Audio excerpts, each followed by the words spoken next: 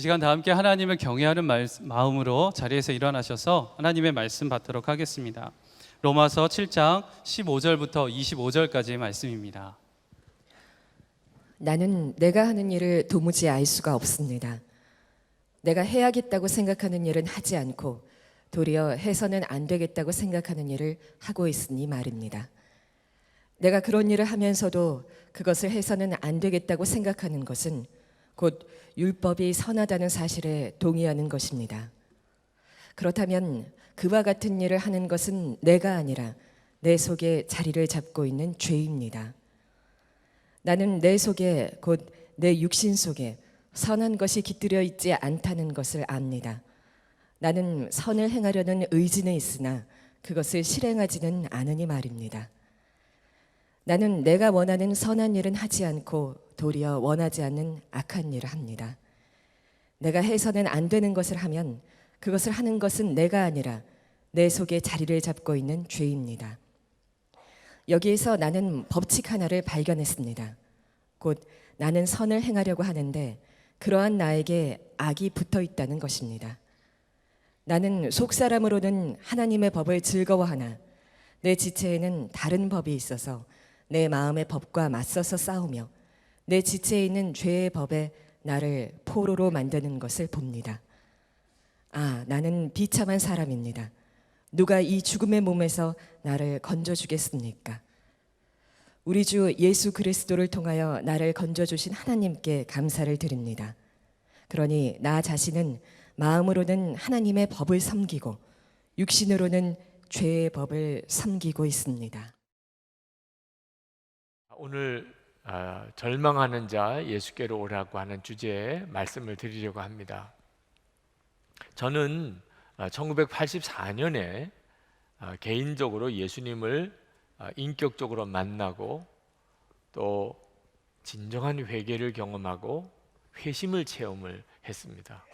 저는 그때 제 마음속으로는 다시는 마음속의 죄도 짓지 않을 줄 알았습니다. 정말 마음으로 죄 짓고 싶은 마음이 없었습니다. 그날 제가 하나님 앞에서 제 내면의 죄를 깨닫고 그리고 제가 겪었던 심적인 고통은 말할 수가 없었습니다. 정말 죄는 끔찍한 것이었습니다.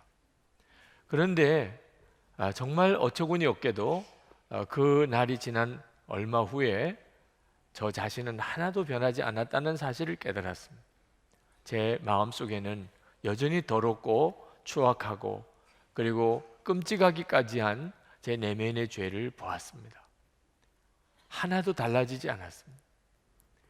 이걸 어떻게 이해해야 될지 어떻게 받아들여야 될지 몰랐습니다.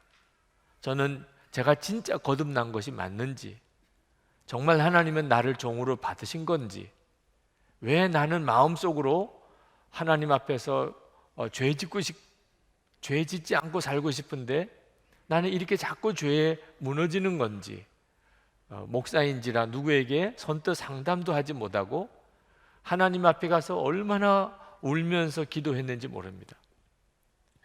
그때 하나님께서 저에게 도무지 이기지 못하는 죄, 예수를 믿고도 도무지 이기지 못하는 이 죄를 어떻게 하나님은 다루라고 하시는지에 대해서 저에게 깨우쳐 주신 것이 있었습니다.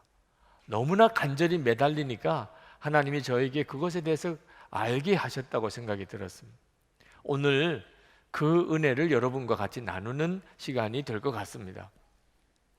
많은 그리스도인들이 예수님을 믿지만 실제로는 마음으로 죄의 종처럼 사는 혼란과 고통을 가지고 삽니다. 처음 우리가 구원의 감격을 가졌을 때는 우리 마음속에서부터의 기쁨이 충만했습니다. 우리는 완전히 옛날과 다른 삶을 살 것 같았습니다. 사랑하며 살 것 같았습니다. 감사만 하며 살 것 같았습니다. 옛날처럼 죄 짓고 살 생각은 이제는 완전히 다 청산했습니다. 그런데 이게 웬일입니까? 그런 은혜의 시간은 순간에 지나가 버리고 나도 모르는 사이에 내 속에서 죄의 유혹이 다시 일어나기 시작하고 내가 다 버렸다고 생각했던 죄를 내가 다시 짓고 있는 것을 보게 되고 미워하고 서로 질투하고 원망하면서 세상에 한눈 팔고 사는 정말 스스로 생각하기에도 비참한 그런 모습으로 자기가 그냥 돌아와 있는 것입니다. 다시 죄를 지을 거라고는 상상도 못했습니다. 다시 시험에 무너질 거라고는 전혀 예상하지 못했습니다. 이것이 많은 그리스도인들이 지금 실제로 겪고 있는 문제입니다. 나는 진짜 구원받은 게 맞나? 정말 나는 천국에는 갈 수 있는 걸까? 하나님의 자녀라고 인정해 주실까? 그래서 어떤 때는 구원의 확신도 잃어버리고 어떤 때는 전도할 마음도 용기도 생기지 않는 이런 혼란에 빠집니다. 사도 바울도 그랬습니다. 오늘 우리가 읽은 성경에 사도 바울도 혼란에 빠진 것을 우리가 알 수 있습니다. 15절 말씀에 이렇게 말합니다. 나는 내가 하는 일을 도무지 알 수가 없습니다.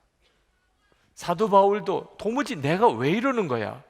내가 왜 이렇게 사는 거지? 도무지 자기 자신을 이해할 수가 없었습니다. 그 핵심은 죄 짓고 싶지 않은데 죄를 짓고 사는 겁니다. 15절 하반절에 내가 해야겠다고 생각하는 일은 하지 않고 도리어 해서는 안 되겠다고 생각하는 일을 하고 있으니 말입니다. 19절에 나는 내가 원하는 선한 일은 하지 않고 도리어 원하지 않는 악한 일을 합니다. 예수를 믿는데도 그렇다는 겁니다. 그래서 사도 바울이 인정할 수밖에 없었습니다. 그것은 예수를 믿고 구원받았지만 여전히 내 안에 죄와 악이 그대로 있구나. 그걸 인정할 수밖에 없었습니다. 21절에 여기에서 나는 법칙 하나를 발견하였습니다. 곧 나는 선을 행하려고 하는데 그러한 나에게 악이 붙어 있다는 것입니다. 악이 붙어 있는 거예요. 예수를 믿었는데 여전히 내 속에 악이 붙어 있는 거예요. 그리고 그 죄가 나를 계속 죄짓게 만드는 겁니다. 예수를 믿었는데 여전히 죄가 나를 계속 죄를 짓게 만드는 겁니다. 17절에 그와 같은 일을 하는 것은 내가 아니라 내 속에 자리를 잡고 있는 죄입니다. 20절에 내가 해서는 안 되는 것을 하면 그것을 하는 것은 내가 아니라 내 속에 자리를 잡고 있는 죄입니다. 22절에 나는 속사람으로는 하나님의 법을 즐거워하나 23절 내 지체에는 다른 법이 있어서 내 마음의 법과 맞서 싸우며 내 지체에 있는 죄의 법에 나를 포로로 만드는 것을 봅니다. 이건 불신자의 고백이 아닙니다. 예수를 믿는 그것도 사도 바울의 고백입니다. 그래서 사도 바울이 너무나 비참하여 울부짖었습니다. 24절 나는 비참한 사람입니다. 누가 이 죽음의 몸에서 나를 건져주겠습니까? 이 성경 구절은 유명한 성경입니다. 개역 성경 오호라 나는 공고한 자로다. 이 사망의 몸에서 누가 나를 건져내랴. 이 시간 이 예배를 드리러 오늘 와 앉아 계신 여러분들 중에도 지금 똑같은 이 심정을 가지고 계신 분들이 있으실 겁니다. 토요일 어제 저녁에 또 지난 주간에 여러분이 어떻게 사셨습니까? 죄로 넘어지고 반복적으로 또 습관적인 죄를 또 짓고 하나님이 다 보시는 것을 알면서도 여전히 죄 짓고 살다가 오늘 이 시간 예배 시간에 이렇게 나와 앉아 있기는 하지만 하나님께서 내 예배를 받아주실까? 내가 이거 너무 가정한 거 아니야? 이런 생각을 하고 계신 분들이 있으실 거예요. 사도 바울만 이런 탄식을 하는 게 아닙니다. 얼마나 많은 그리스도인들이 실제로 죄에 무너지고 그것 때문에 마음이 무너지고 절망하고 그리고 구원의 확신도 잃어버리고 전도할 수 한다는 건 상상도 못하고 그렇게 사는지 모릅니다. 그러나 오늘 이 말씀은 우리를 절망시키려고 하시는 말씀이 아니라는 사실을 알아야 합니다. 우리가 예수님을 믿고도 또 죄 짓고 사는 것은 비참한 일입니다. 정말 부끄러운 일입니다. 결코 유쾌할 수가 없습니다. 그러나 여러분, 오늘 이 말씀에서 우리가 주목해 봐야 될 것은 사도 바울이 또 죄를 지었다고 말하는 것이 아니고 사도 바울의 그 절망감, 그 애통함, 그 무너진 마음, 오호라 나는 공고한 자로다. 오, 나는 비참한 사람입니다. 이렇게 고백하는 바로 그 탄식을 보아야 됩니다. 이 고백이 불신자의 고백이 아니고 그리스도인의 고백이라고 우리가 깨닫는 증거이기 때문입니다. 불신자에게는 이런 탄식이 없습니다. 영혼이 살아있는 사람이 아닌 경우에는 죄로 인한 이런 절망감, 애통함, 탄식이 없단 말입니다. 영이 살아있는 사람에게 죄는 고통이고 탄식이고 절망감이고 그리고 정말 울부짖음이 됩니다. 에베소서 4장 30절에 하나님의 성령을 근심하게 하지 마라. 그 안에서 너희가 구원의 날까지 인치심을 받았느니라고 했습니다. 우리 안에는 하나님의 성령이 와 계신데 우리가 하나님 말씀대로 살지 않으면 성령이 근심하시게 됩니다. 성령이 근심하시는 것을 그리스도인들은 느낍니다. 이것이 죄를 지을 때마다 성도들을 애통하게 하고 괴롭게 하고 탄식하게 만드는 것입니다. 우리가 말씀을 읽지 않고 기도 생활하지 않고 우리가 서로 사랑하지 않고 우리가 복음을 전하지 않고 우리가 온전히 주일 예배를 드리지 않고 우리가 11조 생활을 제대로 하지 못할 때 여러분들은 마음에 근심을 느끼지 않습니까? 불신자가 그런 근심을 느끼는 적 있습니까? 성령을 모시고 사는 사람에게만 느껴지는 근심인 것입니다. 이 근심이 우리가 아직도 살아있다, 아직도 우리가 죽은 영혼이 아니라고 하는 증거인 것입니다. 2007년에 신년 부흥회 때입니다. 부흥회가 잘 마쳤습니다. 은혜를 많이 받았습니다. 마지막 집회가 끝나고 통성기도가 끝나고 그리고 제 사무실에 들어갔을 때 그때 중학교 다니던 저희 둘째 딸이 제 사무실에 따라 들어오는 거예요. 얼굴을 보니까 얼굴이 안 좋아요. 그래서 제가 오늘 집회가 끝나고 부흥회가 잘 마쳤는데 왜 그런 얼굴인지 궁금해서 무슨 일이 있느냐고 물었습니다. 그러니 저희 딸이 눈물을 흘리면서 아빠, 다들 은혜를 받았는데 다들 뜨겁게 찬송하는데 다들 그렇게 뜨겁게 기도하는데 나는 그렇게 기도하지 못하고 나는 그렇게 찬송하지 못하고 나는 그렇게 은혜를 받지 못한 것이 너무 괴롭다는 거예요. 그러면서 그 중학교 여자아이가 그냥 펑펑 우는 겁니다. 제가 저희 딸 우는 딸을 끌어안아주면서 하나님께서 너에게도 놀라운 은혜의 그런 경험을 하게 해주실 거야. 그러면서 저희 딸을 등을 두드려 주었습니다. 그러면서도 제 마음에는 기쁨이 있는 거예요. 여러분 목사 딸은 은혜 못 받았다고 펑펑 우는데 아버지 목사는 기쁘다. 이해되십니까? 저는 저희 딸이 기도도 제대로 못하고 찬송도 제대로 못하고 은혜도 제대로 못 받았다고 펑펑 우는 모습을 보면서 너무 기쁜 거예요. 그 아이가 자기는 이해할 수 없는 은혜를 받고 있는 겁니다. 저는 은혜 못 받은 사람이 그렇게 우는 걸 본 적이 없었어요. 그리고 제가 중학생 때 내가 그렇게 뜨겁게 기도하지 못했다고, 나는 그렇게 은혜를 못 받았다고 그렇게 울면서 아버지에게 가서 그 안타까움을 토로해 본 적이 없어요. 저보다 훨씬 더 나아요. 하나님이 역사하고 계셨어요.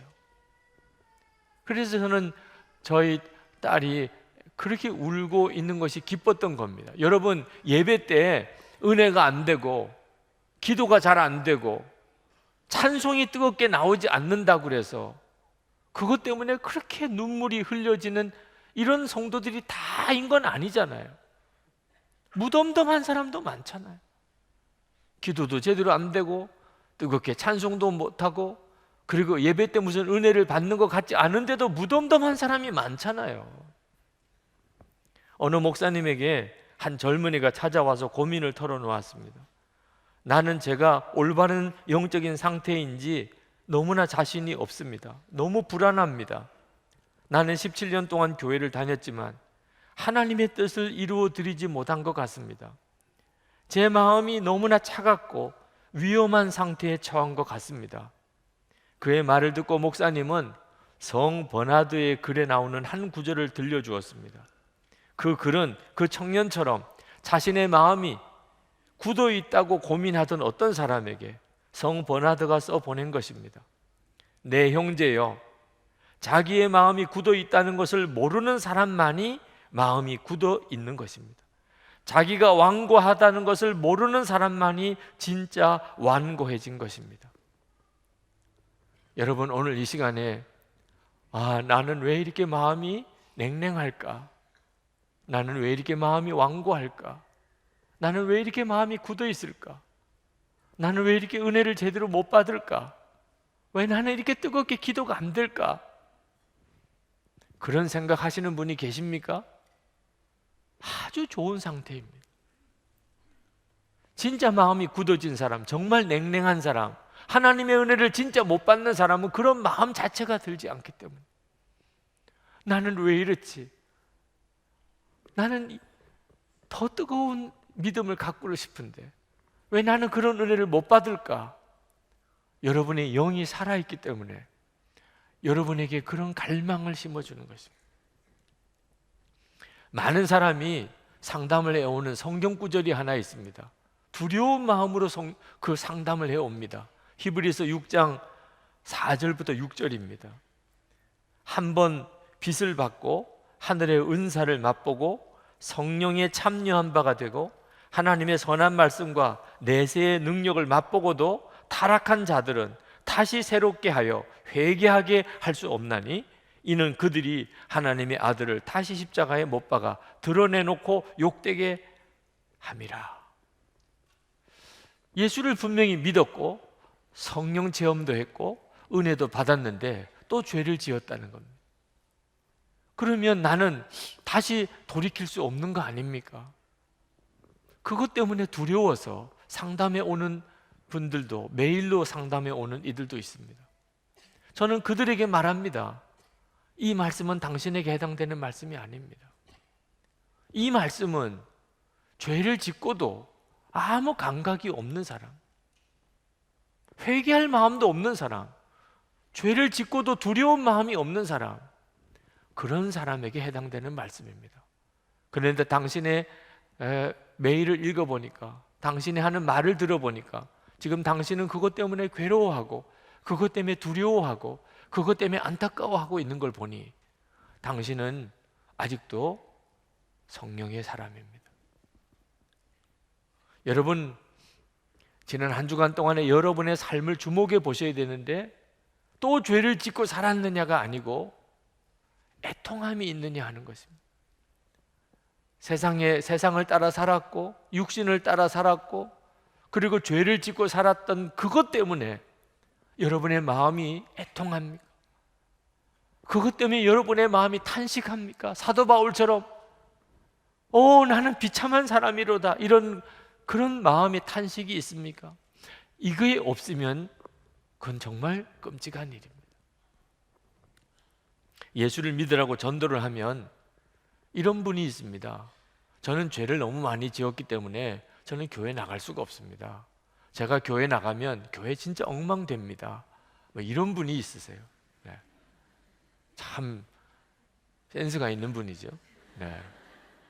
자기가 죄인인 것도 알고, 그죠? 그 사람이 교회에 오면 교회가 또 더 문제가 많아질 거라고 걱정까지 해주고, 그래서 자기는 교회 다닐 수가 없다고 말하는 분들. 근데 이분은 진짜 자기 죄를 알고 있는 걸까요? 자기 죄를 알고 있다면 그는 무슨 수가 있어도 교회로 나올 것입니다. 죄에서 벗어날 길이 있다면, 정말 이 죄에서 내가 살아날 길이 있다면 복음을 듣고 반응 안 할 수가 없습니다. 그는 나는 죄가 너무 많아요, 나는 교회 갈 수가 없어요. 그 말은 그가 마음 심령이 완전히 죄에 묶여 있는 사람입니다. 그 속에 주인 노릇하고 있는 마귀가 그에게 계속 말하는 것입니다. 너는 평생 이렇게 죄 짓고 사는 거야. 너는 교회에 나갈 만한 자격이 없어. 너가 교회 가면 교회가 더 타락하게 돼.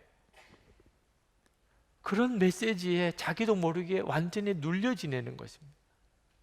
그는 진정으로 죄에 대해서 알고 있는 것이 아닙니다. 알면 그렇게 할 수가 없습니다. 그는 이미 마귀에게 마음을 완전히 뺏겨버리고 사는 것입니다. 10대들이 때때로 이렇게 몰려다니면서 나쁜 짓을 하고 있는 그런 아이들을 봅니다. 근데 그 무리에서 얼마든지 빠져나올 수 있습니다. 빠져나오려고만 한다면 얼마든지 빠져나올 수 있습니다. 자기 힘으로 못하겠으면 부모님에게 의논하고 선생님에게 의논하고 경찰관에게 의논하면 얼마든지 빠져나올 수 있습니다. 그런데 빠져나오는 아이들이 드뭅니다. 왜 그렇습니까? 그 마음속에 마귀가 낙심을 심어주고 있습니다. 너는 안 돼. 너는 꼼짝없이 여기 있어야 돼. 너는 이 일만 하는 거야. 너는 변할 가능성이 없어. 마음이 완전히 죄에 무너져 있습니다.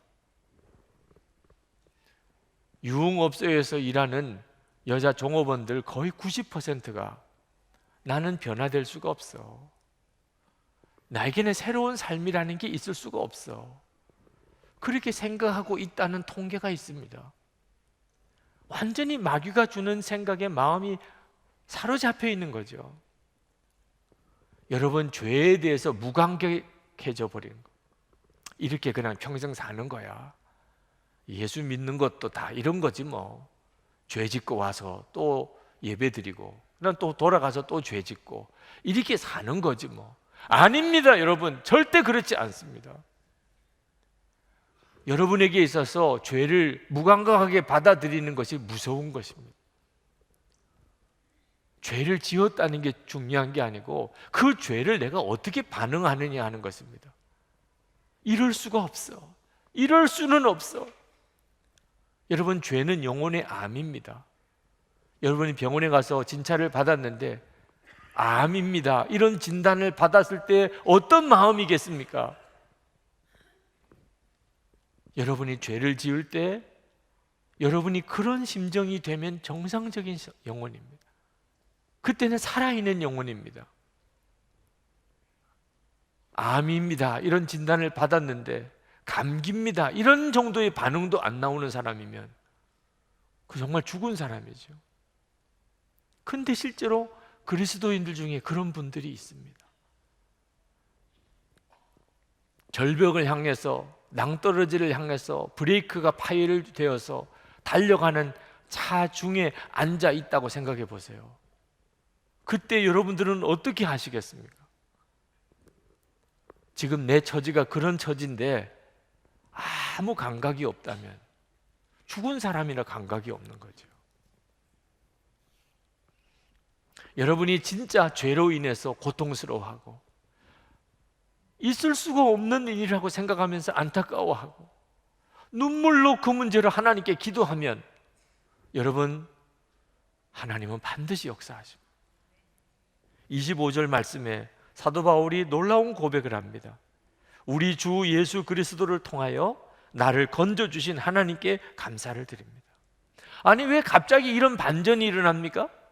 아니, 24절에는 나는 비참한 사람이로다, 이 사망의 몸에서 누가 나를 건져내랴, 이러던 사도 바울이 25절에 가서는 예수 그리스도로 말미암아 통하여 나를 건져내신 하나님께 감사드립니다. 아니, 갑자기 감사와 찬송이 왜 나옵니까? 여러분, 죄로 인해서 너무너무 괴로워하고 절망하고 답답해하고 낙심하는 분들은 이 로마서 7장 24절 25절을 절대 잊으시면 안 됩니다. 이 말씀이 여러분을 살리는 말씀이기 때문에. 사도 바울이 말하려고 하는 건 핵심은 이겁니다. 우리가 예수님을 믿어도 우리 힘으로는 절대로 죄를 못 이깁니다. 여러분이 예수를 믿을 뿐만 아니고 집사가 되고 권사가 되고 장로가 되고 목사가 된다 하더라도, 여러분이 성경 박사라도, 여러분이 신학교를 다녔어도, 여러분의 성품이 아무리 좋은 사람이라도 여러분이 결심이 아무리 강한 사람이라도 여러분의 힘으로는 절대로 죄를 못 이깁니다. 예수를 믿은 사람도 여전히 죄에 무너집니다. 여전히 죄의 종로로 다며 삽니다. 사도 바울이 말하려는 것은 우리 힘으로는 죄를 못 이긴다고. 우리 힘으로는 절대로 죄를 못 이깁니다. 그러나 또한 우리는 죄에서 건짐받을 수 있습니다. 예수 그리스도 때문에. 우리가 아니고 예수 그리스도 때문에. 예수님은 우리가 죄 짓고 탄식만 하도록 내버려 두시는 분이 아닙니다. 우리를 능히 죄에서 건져내시는 분입니다.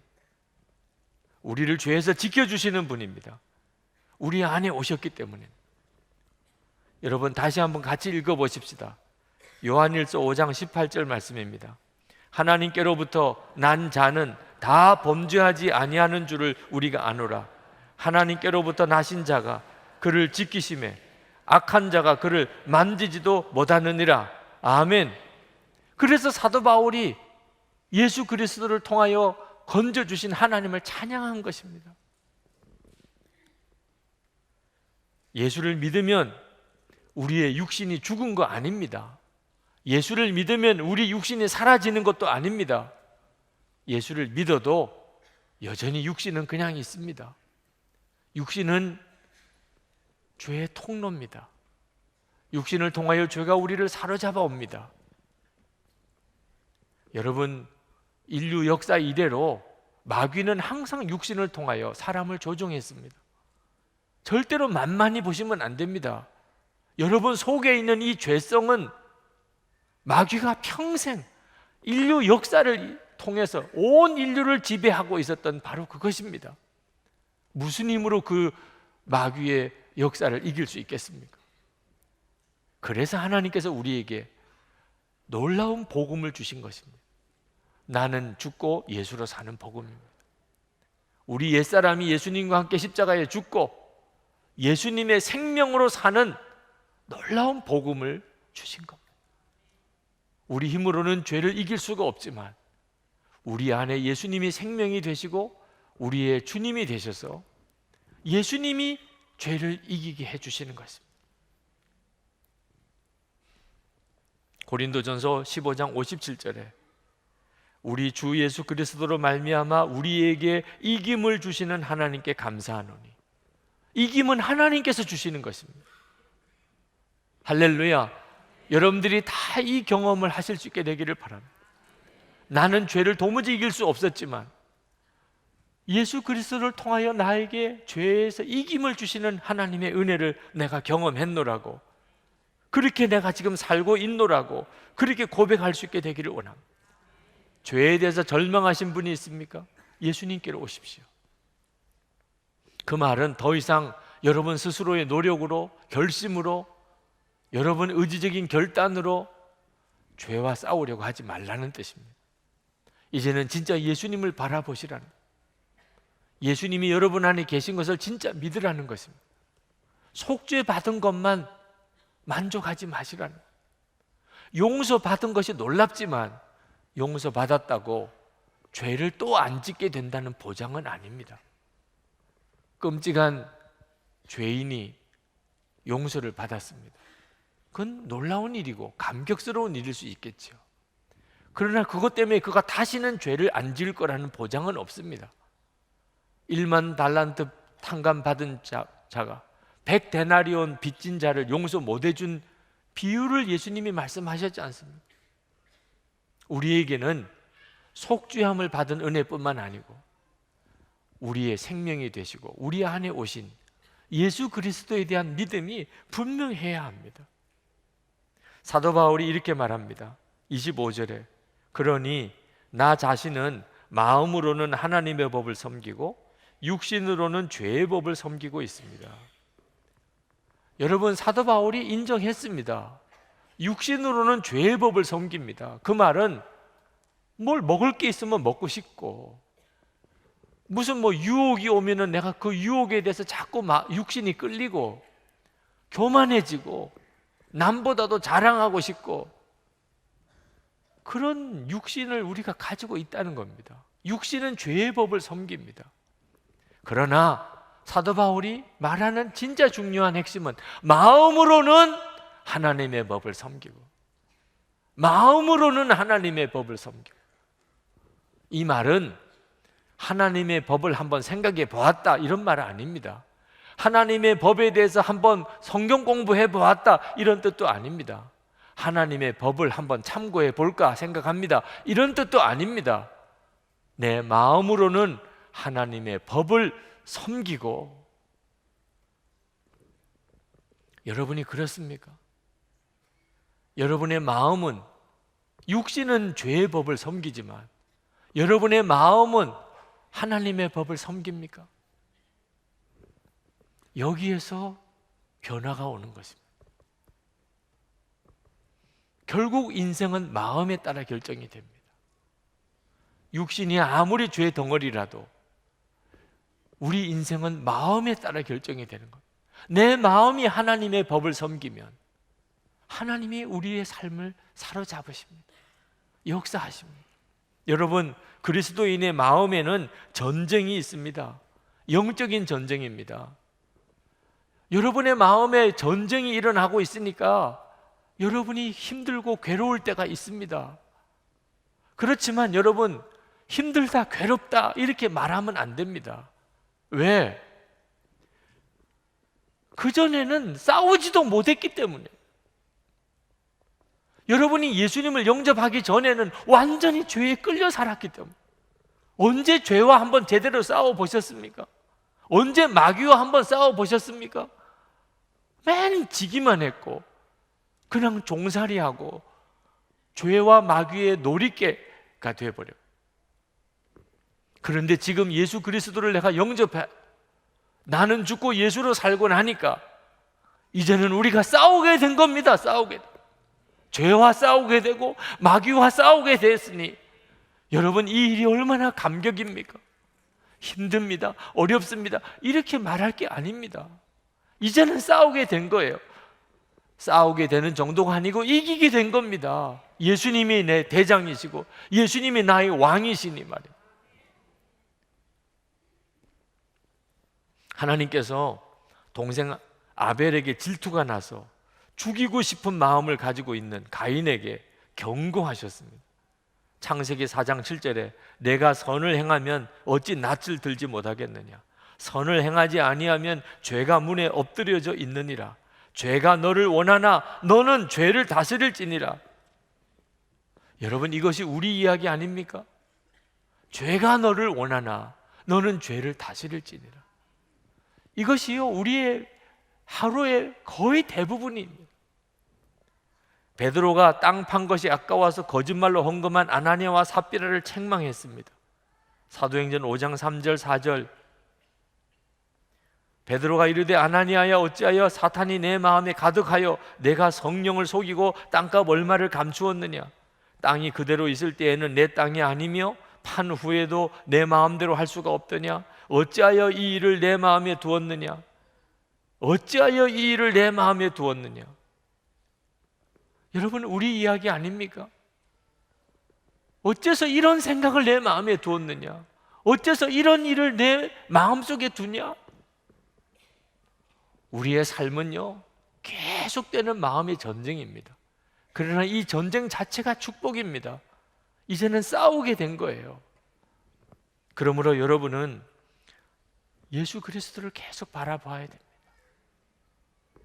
제가 죄 때문에 그렇게 극심한 내적인 고통을 겪을 때 정말 몸부림치면서 강대상 뒤에서 떼굴떼굴 구르면서 하나님 저 죄 짓지 않게 해주세요 그렇게 기도할 때 하나님께서 저에게 주신 응답이 죽으라는 것이었습니다. 저는 그 응답을 듣고 얼마나 충격을 받았는지 모릅니다. 하나님이 저를 보시는 판단이 그 정도밖에 안 되는 건가? 여러분, 어지간하면 죽으라고는 안 하잖아요. 아니, 재판을 할 때도 사형, 이건 진짜 최악이잖아요.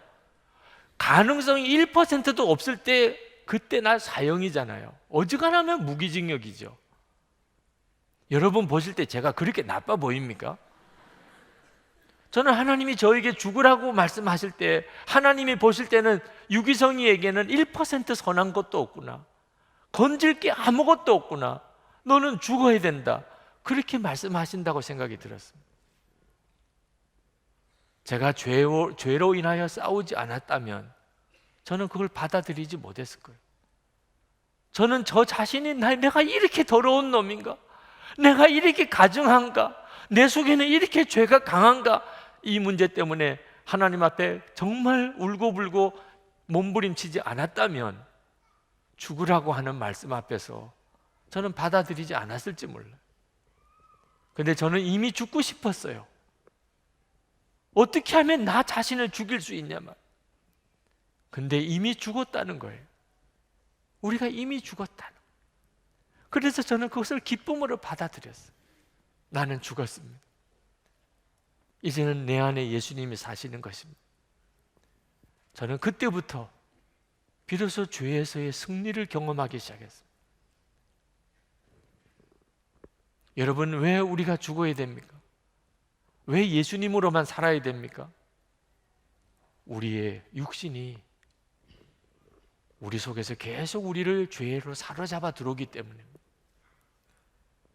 오늘 이 시간에 여러분은 정말 예수님으로 사시기를 원합니다. 죄에 대한 갈등은 우리가 살아있다는 뜻입니다. 그러나 언제까지 갈등만 느끼다가 끝날 수는 없잖아요. 예수님을 바라보세요.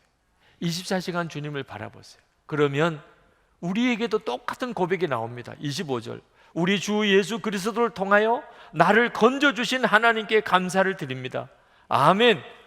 이것이 우리의 간증이 되고 우리의 고백이 되는 것입니다.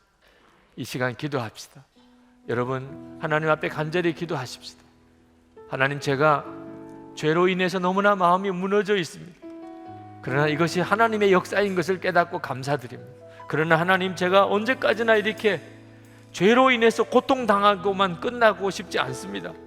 죄에 대한 이김을 주소서, 승리를 주소서, 주 예수 그리스도를 통하여 나를 건져주신 하나님께 감사를 드리게 해주소서, 주를 온전히 바라보게 해주소서. 통성으로 기도하겠습니다. 은혜와 사랑이 충만하신 하나님, 놀라우신 하나님의 은혜를 인하여 감사를 드립니다. 사랑하는 성도들, 하나님, 오늘도 갈급한 마음과 사모하는 심령으로 주님 앞에 나와 예배하는 사랑하는 성도들을 하나님이 축복해 주시고 주여 사로잡아 주셔서 말씀과 성령의 놀라운 능력으로 성도들을 축복해 주셔서 온전히 축복해 주셔서 아버지 하나님, 은혜 위에 은혜를 더하신 하나님, 놀라운 이루게 하여 주시옵소서. 주님 감사합니다. 역사하신 주님 찬양하는 아버지 하나님, 아버지 하나님, 참으로 하나님 간절히 갈망하고 소원합니다. 하나님, 언제까지나 죄의 종노릇 하면서 살고 싶지 않습니다. 하나님, 죄에 끌려다니며 살고 싶지 않습니다. 하나님, 가정에서, 직장에서, 일터에서 하나님 세상에 살아가는 동안에 세상에 한눈 팔다가 정신없이 살다가 주님 앞에 서는 그 두려운 삶을 살고 싶지 않습니다. 하나님, 오늘 이 시간에 주의 영으로 함께 해주시고 말씀으로 우리를 깨우치시고 우리의 영이 살아나게 하여 주셔서 죄로 인하여 하나님 우리의 마음이 애통함이, 하나님 죄로 인한 우리의 마음의 간절함이 하나님 우리의 심령 속에 살아나게 하여 주시옵소서. 하나님, 죄를 붙잡고 눈물로 통회하며 하나님 앞에 나가 몸부림치는 삶이 되게 해 주옵소서. 하나님, 또한 우리의 눈을 열어주셔서 우리를 능히 죄에서 건져주시는 주 예수 그리스도의 은혜의 역사를 경험하게 해 주옵소서. 이제 또 한 번 우리에게 허락하신 하나님 가정에서, 일터에서의 삶 속에 승리를 주소서. 주님과 동행하는 놀라운 삶을 주소서. 하나님, 하나님의 역사를 우리가 바라보며 증거하며 살게 해주소서. 아버지 하나님, 오늘도 말씀과 성령의 깊은 은혜를 주시기 원합니다. 주님을 바라보는 눈을 온전히 뜨게 해주시기 원합니다. 오늘도 하나님 앞에 전심으로 예배하고 또 우리의 마음을 담은 하나님의 헌금을 주님께 봉헌해드리고 찬송과 기도로 주님께 나간 사랑하는 성도들, 주님 머리머리에 안수해 주시기 원합니다. 주의 손으로 저들을 축복해 주시기 원합니다. 영혼이 살아나고 심령의 성령의 부흥이 임하게 하소서. 육신의 병든 것을 고쳐주소서. 모든 가족 간의 관계에 깨어진 것을 고쳐주소서. 주님, 우리의 삶의 축복의 통로가 되기 원합니다. 베풀고 나누고 살 수 있도록 성도들의 살림을 지켜주소서. 성도들의 기업을 지켜주소서. 하나님, 먹고 살 길을 열어주실 뿐만 아니고 우리가 수많은 사람들을 먹이고 베푸는 삶을 살게 해주시기 원합니다. 하나님, 오늘 우리 유호진 목사님 내외를, 그 가족을 선교사로 파송합니다. 우리가 파송한 많은 선교사님도 오늘 지켜주시기 원합니다. 주님의 손에 강하게 붙잡아 주소서. 열방에 주의 복음이 증거되며 교회가 세워지게 하시고 핍박당하는 환난의 지역에 하나님의 은혜가 더욱 넘치게 해 주시옵소서. 북한에 복음이 전해지기를 그렇게 눈물로 기도했습니다. 하나님, 이 일이 하나님의 뜻대로 진행되고 있음을 믿습니다. 하나님, 이를 감당할 교회로 서고 성도들로 세워지게 해 주옵소서. 먼저는 이 사회 안에 성도들과 교회가 통합의 기능을, 화해의 기능을 이루게 해 주소서. 오늘도 이 예배를 드리는 성도들을 축복합니다. 예수 그리스도 이름으로 간절히 기도합나이다. 아멘.